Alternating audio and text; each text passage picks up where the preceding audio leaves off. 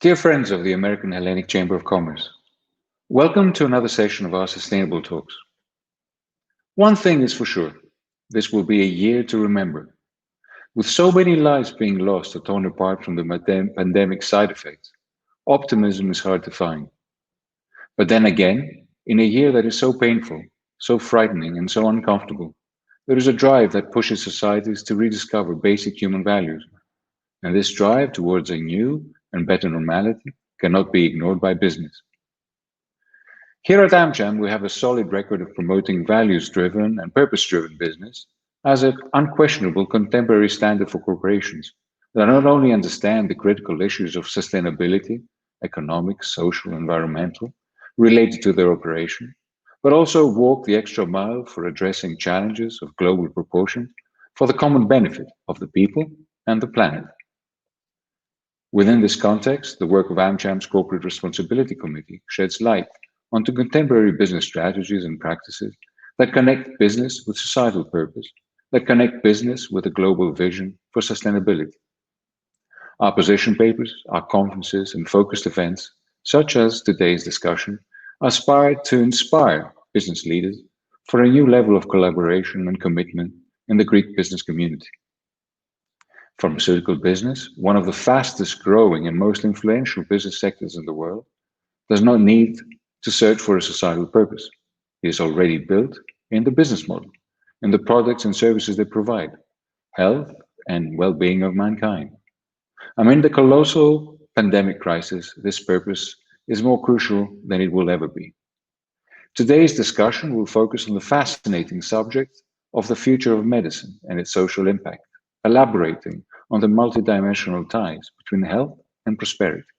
We will look at challenges and breakthroughs under the pressure of a worldwide health crisis. We will look at the value of collaboration among pharma companies for the benefit of life-essential discovery. We will look at scientific advancements that drive societal growth on a global scale.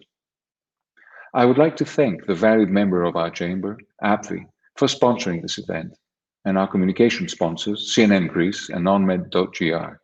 I would also like to thank our Corporate Responsibility Committee for their continuous drive and innovative spirit. It is with great pleasure that I introduce to you Dr. Thomas Hudson, Senior Vice President R&D and Chief Scientific Officer at AbbVie. The discussion will be moderated by Vasiliki Angouridi, Managing Editor of newsforhealth.gr. Ms. Angouridi, it's over to you. I would like to welcome everyone, hello, to our discussion today, which focuses on the complex and bidirectional relationship between pharma research and prosperity amidst the global pandemic, which tests the endurance of health systems, economies, and societies, and presses the need for fast access to safe and effective vaccines and medicine. To help us navigate through the discussion on the future of medicine, the lessons we are learning during this global health crisis, and the ways that science and society can strengthen their relationship is Dr. Hudson. Dr. Hudson is Senior Vice President of Research and Development and Chief Scientific Officer of AbbVie. He leads the company's R&D organization and a global team of scientists who work across therapeutic areas to identify potential new treatments for a variety of diseases. Prior to joining AbbVie, Dr. Hudson was the President and Scientific Director of the Ontario Institute for Cancer, a pioneer in mapping the human genome. Dr. Hudson is internationally renowned for his work in genomics, human genome variation, and genetic diseases. We will start with a presentation from Dr. Hudson on the future of pharma research. Dr. Hudson, the digital floor is yours. Thank you very much, and thank you all for the invitation. I'm just going to say a couple of things about myself. I'm a clinical immunologist. I'm a Canadian. I've been in the US for 4 years working at AbbVie, but my career actually went back and forth between US and Canada. Although I'm a clinical immunologist, studied and treated patients with asthma, allergies, lupus, many different autoimmune diseases. Most of my career was actually my career started in the US mapping the human genome during the Human Genome Project. That was at MIT. I was very fortunate to lead a group of technologists, but also biologists, to map, again, 25 years ago was actually our big paper on the map of the human genome, which was preceded the sequencing of the human genome as part of that Human Genome Project. But the rest of my career, a lot of it's been applications that were first identifying genes that cause disease for rare diseases, rare pediatric diseases, but also common diseases, asthma, inflammatory bowel disease, colon cancer, susceptibility to infections such as leprosy, so many different things. I have a couple of slides. I don't know if we can just put the slide on. Again, I just wanted to say that my career has been in academia, but I joined the company 4 years ago, first to build oncology, discovery of new cancer genes, new targets, do early clinical trials. We went from a very small oncology franchise to something that's quite large and very proud of 4 years later. And the last year, I've actually been taking over all of aspects of research and development, goes from discovery, development, clinical trials, medical affairs. So we have about 11,000 scientists and clinicians around the world supporting some of our programs. The next slide. So I have to start with the pandemic because, in fact, it's my world as in my new role changed very quickly because of this, because of the pandemic. AbbVie is known for its work in virology. We have drugs in HIV. We have drugs for hepatitis C, and we actually had one drug called Kaletra, which had been shown, at least in some small studies, to actually be effective during the SARS infection, goes back about 15 years, and a little bit in the other coronavirus infection called MERS. So here, all of a sudden, we had a new pandemic with coronavirus. People thought that this might be a drug. Actually, we started working supporting research groups in China, but then Europe, then the rest of the world, to actually find whether Kaletra worked. In fact, most of those collaborations were not with pharma. They were with physicians, clinical networks, and very importantly, the World Health Organization, which wanted to know very quickly whether it would work or not. And they and some other networks actually did some large-scale studies, did not show that Kaletra worked. And it wasn't a surprise in a sense that when you generate an antiviral drug, you spend a lot of time and years making that perfect molecule to bind to that perfect protein and block its activity. Kaletra wasn't developed for COVID, but there had been, again, some experiments and some clinical results which made us think it might work. More importantly, I started working with world leaders and with other pharma leaders in developing new therapies, new antibodies that could bind very specifically to the antibody, being a form of treatment, and new antivirals. And as I said, it can take several years, but we also realized, we should have been prepared. We had 2 coronavirus infections in the last 15 years. It was very likely that another one would come. And at this point, we're kind of thinking not being prepared just for COVID-19, but for future pandemics. How can we generate the tools so we can have drugs available to patients and families and people around the world whenever it comes? So it's not just about a short-term gain. It's actually generating drugs that are actually effective against viruses like coronaviruses, which actually are leading to pandemics. This collaboration, I'll call more during the question and now the Q&A a bit later, certainly involved myself with all the other research leaders from other companies, but within our companies, multiple groups working together on how to make more effective clinical trials, new assays. We use screening labs in Europe to actually test some existing compounds we had in our libraries to rapidly see which ones could be seeds for new programs. Much of collaboration. The next slide. This slide actually is despite the pandemic, we still have work to do. First of all, we still have drugs to bring to patients around the world in oncology, in immunology, in virology. We still have Kaletra to bring to 800,000 HIV patients. So there's a lot of work to do. And in my organization, discovery needs to happen. We did take people out of labs, and we had to create protocols to get them back to the labs and safely set up some testing and so on. We continued our trials. Most of our trials continued, but new trials were actually paused for several months before we restarted. And then medical affairs, we generally have physicians that work with physicians within our company in medical affairs, work with physicians in clinical sites around the world to actually talk about new drugs, talk about studies. And all of that was paused when it was very difficult. We use more internet tools to actually have those interactions. It's not the same thing, but actually we had to cope like everybody else. But still, there's a need for not just developing drugs for the pandemic, but for many other diseases. The next slide. Being a child of the Human Genome Project, I can't not talk about genomics, but the reason I brought it here is it's one of the two topics I thought we'd discuss this morning, is how drug discovery and development has changed because of genomics. Initially, we mapped the genome. We started doing studies of patients with disease to identify mutations that cause disease, help us better understand diseases themselves, and eventually lead to identify also new targets, which could be used for drugs, and identify the right patient for the drug, for each drug, and that's called precision medicine or personalized medicine, depending which country you're in. But it's actually really a way of moving away from thinking that everybody with the same symptoms, similar syndrome, actually have disease for the same reason, and that we should treat them all the same way.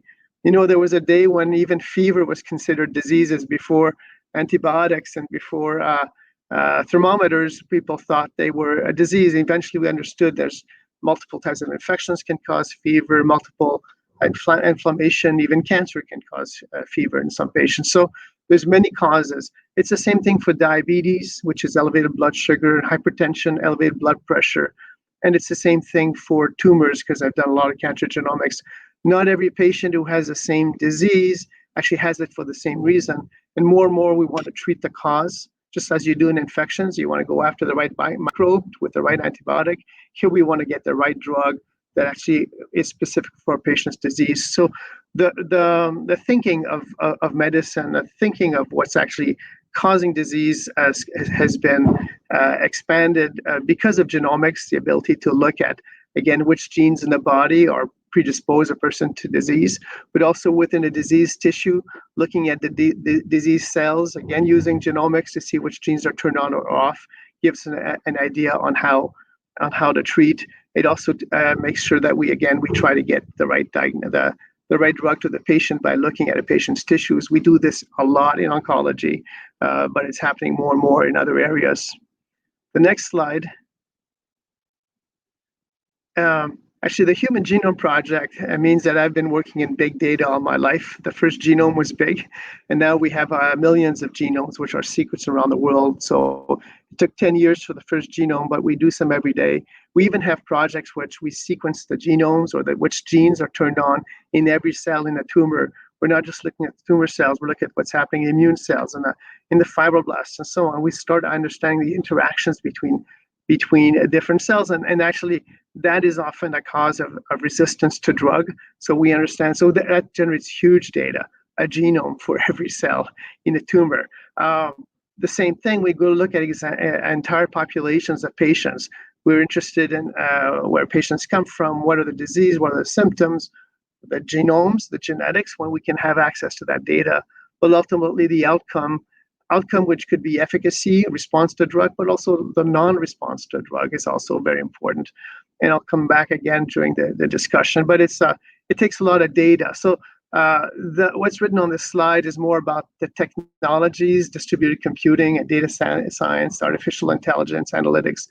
What I'm more interested in is actually what do we use this for? It goes back to understanding the disease, understanding the gene targets, designing drugs that are specific to disease processes that we think are much more linked to the disease, and then matching that drug to the right patient. So again, the technology enables us to do medicine in a different way, medical development, clinical development, but also the applications of medicines are changing very quickly.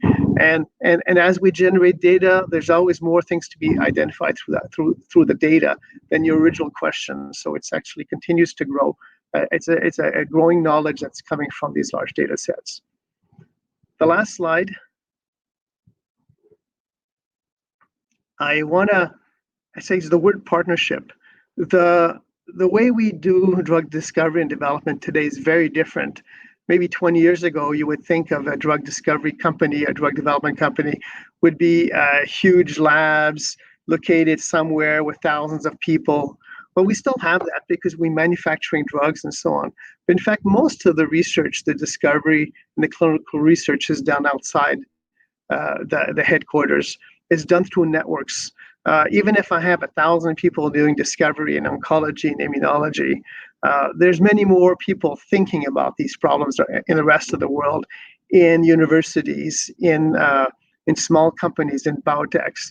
And it's very important for us to reach out. So the model of industry has moved from doing everything to do with everything within the company to doing a lot of the discovery and the work external to the company, both again working with academic centers, small companies, but also clinical trials in clinical sites around the world. So partnership is really important. And AbbVie being a new company since it split from Abbott about 7 years ago, a lot of our growth is actually building up these networks around the world. So I'm going to stop here with the slides and we can go with some questions at this point.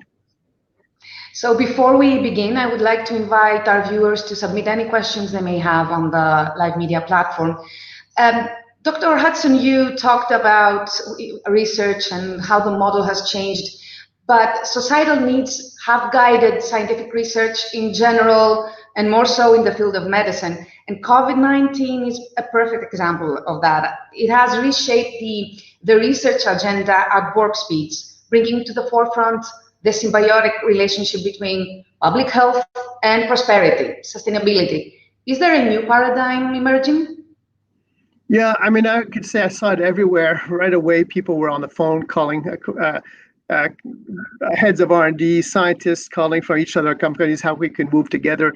I even had companies telling me, hey, your drug works here, a competitor company telling me my drug worked in their assay. That was kind of not something I've heard before. So, and it happened very quickly. First of all, you have to remember many of them are physicians, and we ourselves, because I have some clinicians which went back to work in hospitals, or families or others are already involved. And of course, we have brothers and sisters, we have parents which have been sick. So everyone is involved. We're all in this together. The race is, of course, we didn't know and still don't know how bad it's going to get. But there is a need there's a big medical need right now, and a societal need. It's not just the whole economy. So many things are suffering. Some people have difficulties. It's very important for us to not waste time. No red tape. Reach out if you want to collaborate. You do it. You don't need to write a materials research agreement or a contract. You just share the data. That happened very quickly. The other thing that I noticed is that it was a free for all. Everybody wanted to test every drug that they had in their pipeline against patients, and some of those drugs have side effects, and some of them have not been developed for COVID. Yet everybody wanted to move so quickly. Actually, I learned a lot working with my colleagues how other companies were dealing with the situation, how they were learned to prioritize, how then we learned it's not about my pipeline or your pipeline, it's how do we find the drugs that work the best. Sometimes we have drugs in the same pathway, and you could think we wouldn't want to compete. We agreed, well, let's just test one. If it works, we'll tell the others, and then we'll figure out which one's the best. So a lot of changes have happened at that level. And as I'm moving, so I'm actually very involved in what's called a pandemic preparedness. It's actually be preparing for the next pandemic. And we're using genomics to identify for all the microbes which we think could be involved, all the important proteins of the virus that are used for viral application, and how do we make a small molecule or an antibody against each of them is actually work we're starting. So this is a long-term endeavor, not just something that's going to be for a year. My company doesn't do vaccines. I mean, you don't start things you don't do, but we're very good in antivirals. We've done, again, drugs for HIV and drugs for hepatitis C. So we know how to make drugs for antiviruses. So that's an area that we actually built, but not doing it by ourselves, doing it in partnerships with other companies. Mm-hmm. So the pandemic has changed the relationship status in the industry itself. I mean, we see pharmaceutical companies stopped racing to outpace each other, and they started, gathering forces. You decided to gather forces. Is that an innate trait that comes out in critical times, or will synergies be the standard from here on out? There's some things of collaboration which has been growing over the years, so it's not new that companies and partners like the Wellcome Trust or the NIH or the European Medicines Agency actually have partnerships. It's actually something that's happening more and more, but we often call it pre-competitive. We don't understand lupus. We don't understand what's the right biomarker for immunotherapy. It's not really about developing the drug, but there's things we need to do together. And also, if we develop different biomarkers for different drugs, how is the physician or the patient going to know which one, the right one to apply if the biomarkers are tested in different ways? So creating standards is something that we've been doing a lot more. I have to say one place that was very helpful is the companies wanted to start sharing safety data. And because very often the side effects that happen from drugs are so rare, you only see once or twice in a clinical trial. You don't know for sure whether it's actually, when you see it, whether it's caused by the drug or not. But if pharma companies share safety information, and we start seeing that with the same class of drugs, even from different companies, we're starting to see the side effect happen more often. We had these signals earlier. We created a database. I've been working for several years called Data Accelerate. The partnership is called Transcelerate, but the Data Accelerate is about creating a database so we could share safety data. And lo and behold, just when it's ready, COVID comes along, and we needed to share data. So actually, we had a mechanism. It had not existed. It could have taken us a year to get it up and running. So it's very fortunate that we had a pathway. It was still, I would say, in terms of collaboration, baby steps. Right now, we have to do it. Okay. And I think that some of those tools are going to continue. And I'm looking at sharing standards of patients. We see very often in clinical trials, you have patients called standard of care. Before you give a drug, some people are under the controls. Well, we can share that data. We all get to learn better about why people respond to standard of care or not. I know another company had talked to me about how about we share information on patients that never respond to any drug, because in many diseases we still don't have a drug, and we still put them on a drug that's 15, 20 years old, which nobody believes, and they don't respond anyway. What if we could actually identify upfront people which are not going to respond, and we're not going to subject them to standard of care? That's actually a novel concept of sharing non-responders. So there are places where we see it. In my business, the most important thing I have to do every day is think unmet medical need, because you're talking about societal needs, but there's a lot of needs in medicine. Even when there's a drug that works for a form of arthritis or Crohn's disease or something, there's many patients that don't respond. Why don't they respond? Is there a subgroup that need a different therapy? What's special about them? So many of my colleague companies are doing that. So understanding unmet medical need is something we need to do together. And very often we need to do with clinicians, not just the ones in the company, but the ones around the world. So that sustainability issue that you're so important, I think it comes from that level of partnership. Understand unmet medical need. There's still some race about making some drugs, but at least if we actually understand well the diseases that are affecting people, like Alzheimer's disease and Parkinson's disease, for which no good treatments have come out, really for a long time. Why do that in competition? Why not understand the disease, and then we will use some competition around drugs eventually, but certainly accelerating the understanding of diseases, so things we can do more and more. COVID is creating a legacy, that is obvious. But so cooperation between all stakeholders is one important factor. Sharing data and information is another one. Are we moving fast enough, though? Could technological innovations, for example, such as AI or even smart health devices and mobile health applications, hold the key to accelerating scientific developments? There's a lot. These are all the big topics. In digital medicine, just apps that can measure when patients have a tremor due to Parkinson, as opposed to observing it or asking them scale of 1 to 5. You can actually measure the tremor. Kids with atopic dermatitis, which are itchy, there's an app can actually measure that, and then you can know better whether the drug's responding or not. There's all types of tools which are being tested and used more and more just to kind of understand disease state, and then ultimately it's again for a better disease control for patients. There are there's I'll say first of all, because in genetics I learned this for 25 years, privacy is very important for people. But privacy, sometimes there's a reason to actually share information. And I saw it first in rare diseases, pediatric diseases, where there's a few cases in different countries, and physicians were collecting information on genetics, but wasn't sure which gene was mutated, which gene was responsible for what disorder the patient had. And we created something called Matchmaker, which just physicians could go on a website, put some genetic information, put some symptoms, and then actually two physicians in two parts of the world would actually understand, well, it could be linked and actually talk about it.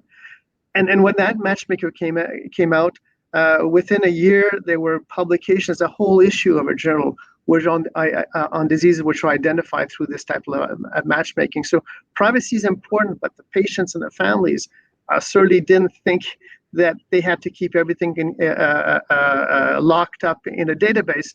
They wanted a way to actually share their information, to actually find other kids with the same information and potentially lead to better understanding of the disease. And that's what happened. So there's a fine line between privacy and sharing, but it's probably something we can learn to do responsibly.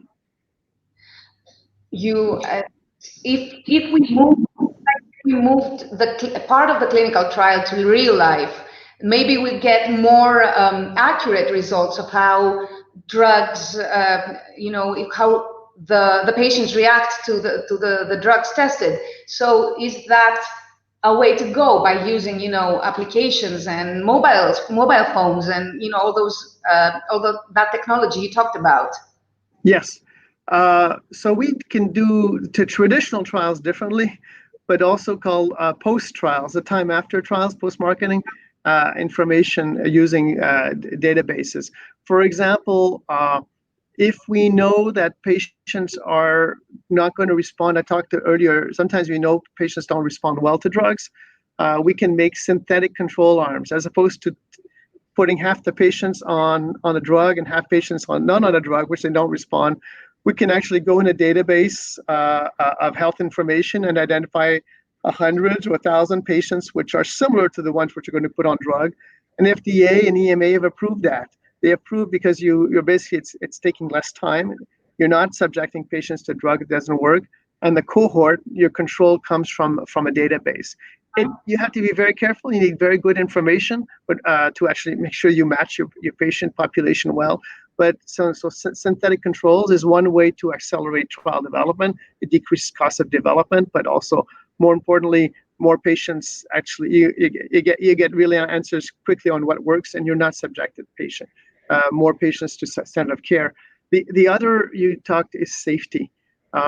We don't always know what safety signals will come out from a study. Even if we tested in hundreds or 1,000 patients, we may not pick up many of those rare events. So actually what we've created more is working with health authorities to actually share safety information. And even after a trial is finished, we can continue monitoring those patients using big data, and of course, as the drug is sold, there's ways that we now can collect information for safety. And that's actually, I think, a tremendous value for society. So you talked about privacy. Is there in general like a dark side in accelerating science and technology besides privacy that needs to be carefully managed? People view it sometimes as a double-edged sword. We move too fast, we lose some things, such as privacy. Is it any other areas that we should keep an eye on when it comes to accelerating research? Well, again, in my field of genetics and genomics, we've lived through those discussions for 25 years. Should we sequence the genome, the dignity? What does it mean to be human? Is it a piece of information in your DNA, or is it more than that? But more importantly, as we were sequencing the first genomes, we were very careful not to share that information. We were afraid some people might discover things from others. So we created tools to share data responsibly. You don't put, there's ways that different databases, just like your bank account, you go to a bank machine. Clearly, there's information on the internet which allows you to get matched to your account and get your dollars out. So there are mechanisms for data security which exist, which allow data to be shared. So it's about creating those mechanisms. A bigger one, cloning. I mean, certainly test tube babies. You remember that was a major issue for society 20, 30, 40 years ago. Now test tube babies still exist, but it took a long time to be accepted. And more recently, in recent years, it's been this issues of cloning, which have been, there's moratorium on that.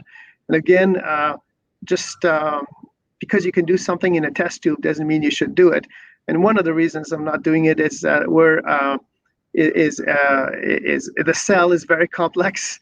A cell in a test tube in a petri dish that lives on plastic is not the same as a cell that's growing inside the body, where evolution is done. And there are diseases or states that are associated with these technologies, which are bad for the kids. So where do we how do we handle that? Well, I'm not going to get into cloning. That's not something for today. But I can tell you that in terms of data sharing, that's the place I had more experience. It was generally patients and families, especially for rare diseases and then cancer, where people really want to see progress. There is a big unmet medical need. We need progress. Any new technology may help. Stem cells may help. You need to, for Parkinson's disease, stem cells may help. For type 1 diabetes, stem cells may help.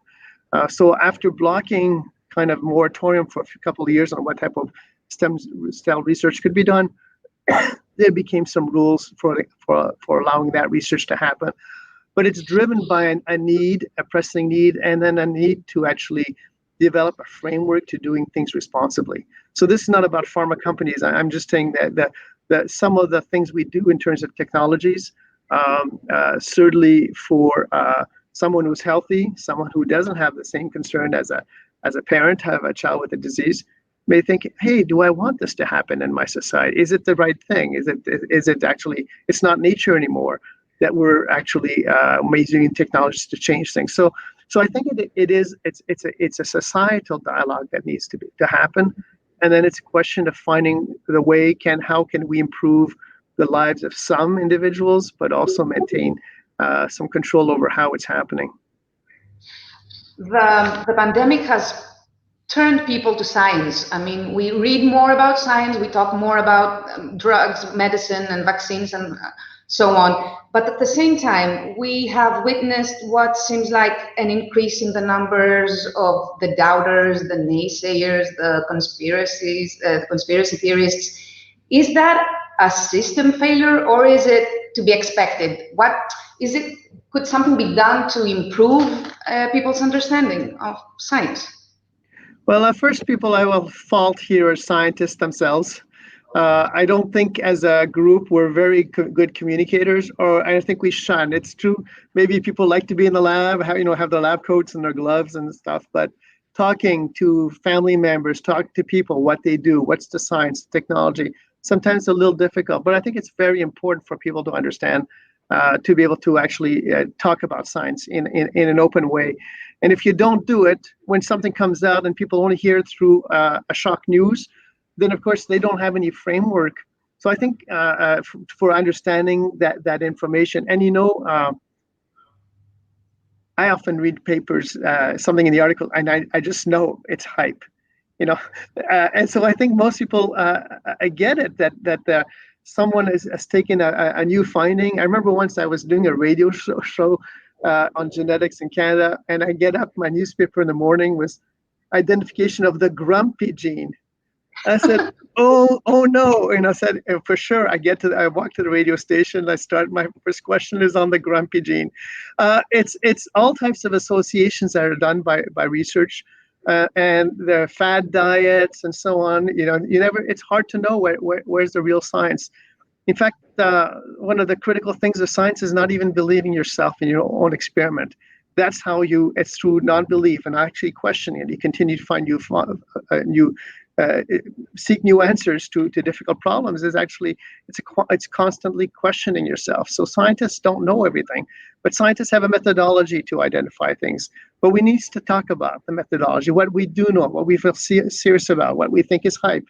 There has to be some conversations, and I think as a collective, I think we're very poor at it. I think we don't try very hard on communicating with the public, and then of course something comes out that's big around vaccines, and again we just jump into the dialogue very quickly, or a subgroup of people with very strong voice start speaking on behalf of scientists, and it's not science.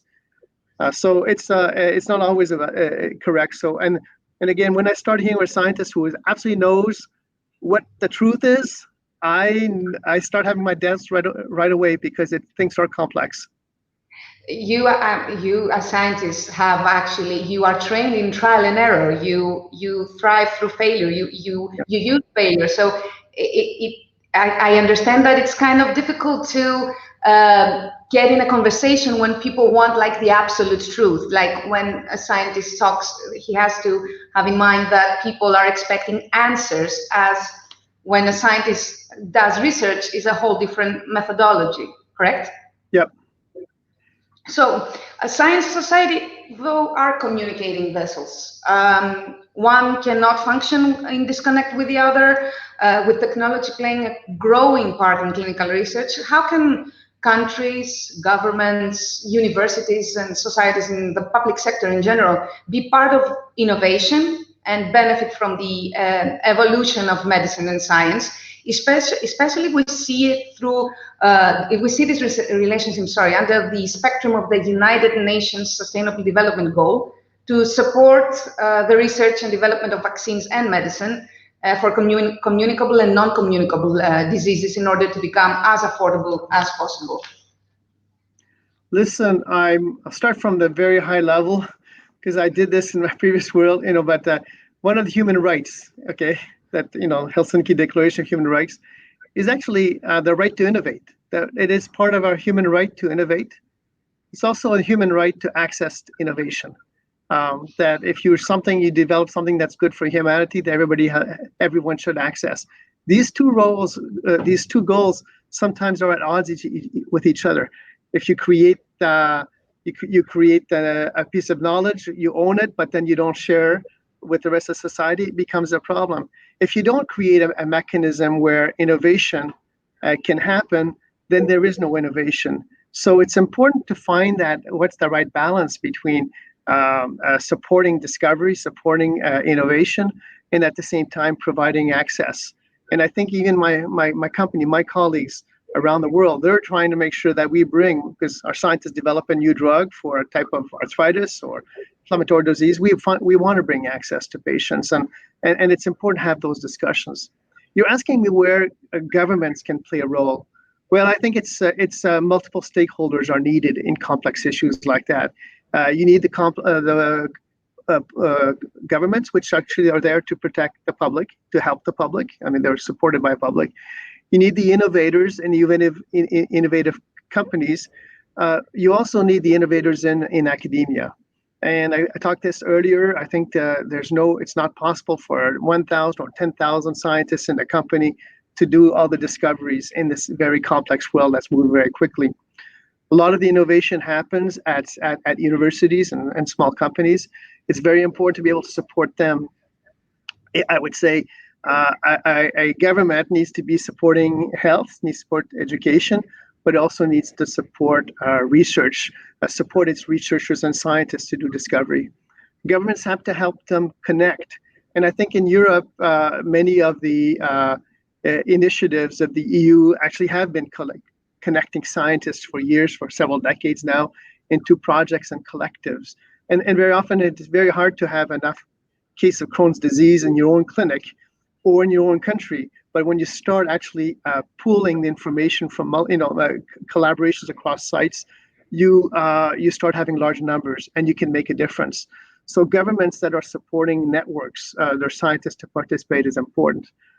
For me, as a company doing clinical trials, because we do have drugs, we care a lot about access to patients that have specific diseases, and in working the best clinical sites around the world. And so networking with those sites. So that means that there's some clinical enterprise within hospitals, within healthcare systems, which can be the interface between companies with new drugs, but also physicians supporting them to be able to recruit patients in trials. So there are a fair amount of resources and networks that actually can be supported. I'll stop there. Maybe I'm speaking a lot. No, so what you are suggesting, I guess, is a tighter relationship between companies, academia, and the governments, like more regulated, more normalized relationships. So each wheel in the machine works to feed off each other and promote, of course, scientific development. Well, I would put it in a different way. I think everyone has ideas. Physicians have ideas. They have theories, and if you link them with computers and database with other colleagues, those ideas that are good will be shared, will be debated, and sometimes they will becomes a source of a new program, of a new research project. So it's more about creating a connecting. Connections are so important in this innovation world, and you've seen it in social media. You've seen it what the internet has done. I think the same thing can happen in medical research, and it's but it's actually trying to get the brain power of more people through these types of collaborations are really important. And of course, there'll be some very strong innovators that are going to be in that very fertile world of connections and collaboration, and they'll make the difference. It's not all the discoveries are not going to happen in one lab somewhere in the US. It's gonna happen many different places, but you got to create that environment that allows innovation to flourish. So Greece has tried to improve its framework, giving some incentives and trying to facilitate companies in hopes of attracting high-skill investments. Some progress has been made. For example, apart from AbbVie's hub, recently Pfizer has started developing a digital hub in Thessaloniki. But there is undoubtedly room for improvement. Which do you think are the key ingredients for a successful R&D strategy? I have experience because before coming to AbbVie, I did this 10 years in Canada. I built the Translation Institute for Cancer in Ontario, and worked with the minister. Was on the phone with him every couple of weeks. So I was one of his big investment was actually take the brain power we had in cancer research and turned it into innovation benefits for patients in terms of better services, but also IP and companies. Create 24 companies. Some of those companies, technology are being used in path labs, for example, and imaging labs around the world. And there it was a government that believed in innovation. It was that actually knew that you had to have several layers, from education to higher education to supporting its research community. But the other part, supporting startups was really, really critical.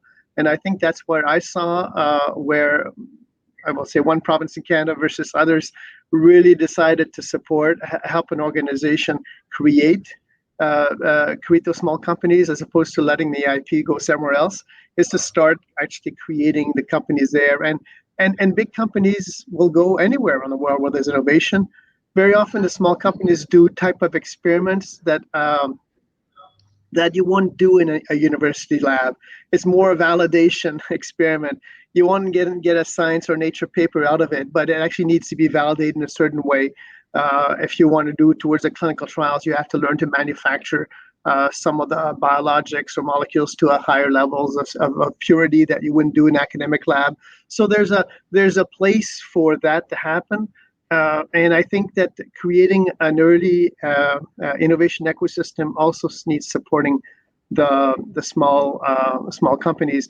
Now, big companies like us will come and we'll go in network. So one thing we did a couple of years ago, as I said, we wanted to build up our networks around the world. I knew in oncology, Abby was not oncology, so when I joined, I had to explain all the time we were more than immunology, and we create connections. We have some scouts. They call it search and evaluation officers, but we have scouts in Europe, and they go to academic centers and they help identify innovation in universities. They work with tech transfer offices in universities. Very often they're supported with some government funds because it's not just education when those money there, but they actually link innovators and intellectual property.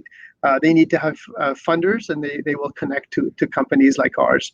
And then clinical trials. And now, this is a place that we benefit, and we've set up a hub for clinical trial, site management, monitoring in Greece. And again, there is we really want to access. One of the most precious things in clinical development, clinical trials, is the patient.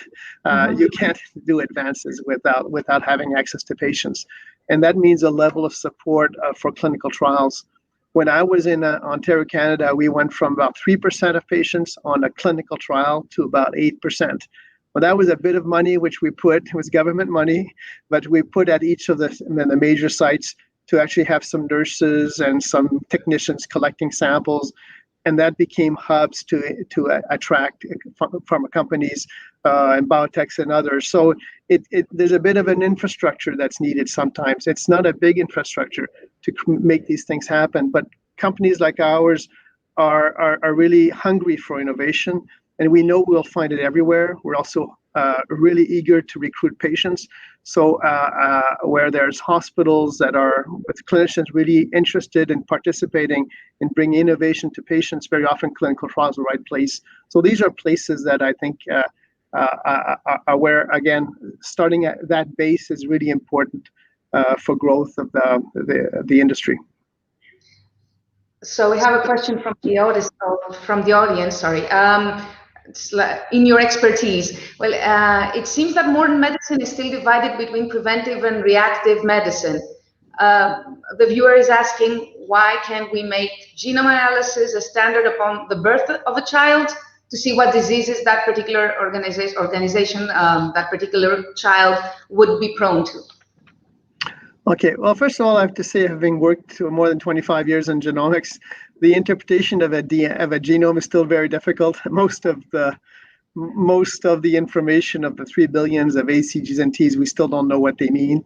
But there are some things we need, and very often, actually, it's been in pediatrics that the early cases of genome sequencing have turned out to be useful when patients have a particular syndrome, but you don't know what the actual disease is. Genetics and genome sequencing has helped us identify a couple thousand diseases, cause of disease in the last 10 years. So it's quite amazing, and that's very helpful for a kid. And so people have proposed, should we sequence every kid when they're born? And the reason is that for the very deleterious mutations, pediatric diseases that I'm thinking of, at least right now, you can very often identify these things in the genome. And early identification sometimes is an opportunity for treatment, or at least getting the proper care. Getting a good diagnosis is always a problem for kids. So there are places in the world which are proposing what the person has asked, that we sequence every genome. But on the other hand, it goes back to the fact that as a society, we're kind of wondering, what are we going to do with all that information? Because we still don't know how to use it. And I'm still of the voice that it would actually be very good to get millions of genomes and get information collected, and we should view it as a societal research project. And there must be some rules on when you find something and say, well, I'm going to go back to this person to say as higher risk for phlebitis or higher risk for another disease. So kind of the rules for return back of information are not quite known yet, but I think we can create mechanisms to do it. So in the context of consent, not every genome, some patients do not want concepts of consent, collecting information, making available to the physician and the patient. But when there's a new understanding that this gene might be predisposition to something that can can be prevented, for example, that information would go back to the patient's file and for the physician and the patient to actually discuss. So there's more and more, we're going in that direction, but actually the whole framework is not all set up. So in order to conclude, could you give us an idea on how the future would look like? Well, I do believe the major things I see in the diseases, because I mostly work on diseases like lupus, inflammatory bowel disease, and cancer, is actually a much more precise information of the cause of a disease in one individual. Not on average, these patients have these type of mutations, but this individual has these mutations, and more drugs or therapies or treatment interventions which are specific to that disease, specific disease of the patient. That's happening in cancer a lot. You know, Herceptin was an example for the 15% of women which have that DNA abnormality. They take the Herceptin drug and it works. So we're seeing it a lot more, and I'm seeing in the research labs and the projects I'm doing that we're starting to break down some of these big diseases into subtypes. And I think it will be that more precise information for the right treatment. The unmet medical need continues. There are still diseases like pancreatic cancer, which we haven't done much progress. So I don't want to put any timelines on when we're going to solve every disease. But for more and more diseases, we are getting into the different subtypes of disease and treating people more specifically. And that's something that we see 10 years, 20 years from now will continue to happen in a very concrete way.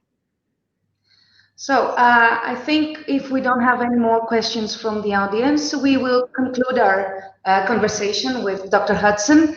It was really interesting talking with you about the future of medicine, especially when the whole world is going through this pandemic and testing our resilience, both in ourselves and our families, but also the health systems and governments.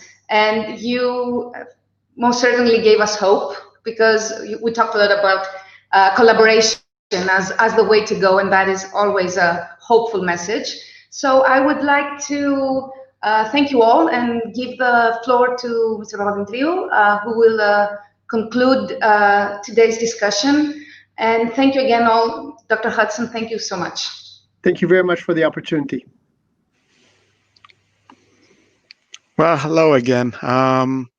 On behalf of the Corporate Responsibility Committee, I would like to extend a big thank you to Dr. Hudson for enlightening us on your work, sir, and on genomics.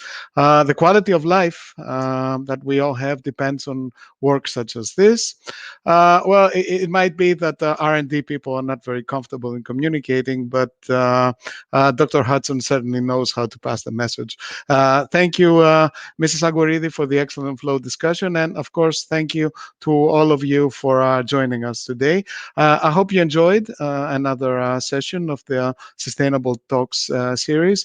We look at linking sustainability with business, and we're trying to show that sustainability and the SDGs, the Sustainable Development Goals, they're not a sideshow. They are part of our core business.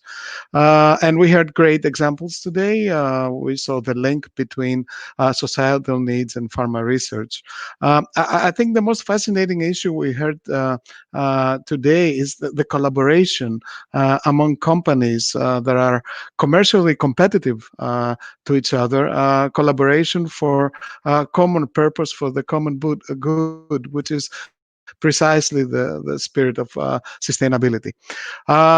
In closing, I've got to say that we have more good things ahead. We have the annual CR conference coming up on Monday, October 19th. We will talk about tribes and purpose-driven business, and I hope you'll join us for this event. And I wish you a wonderful night. Thank you very much for being with us.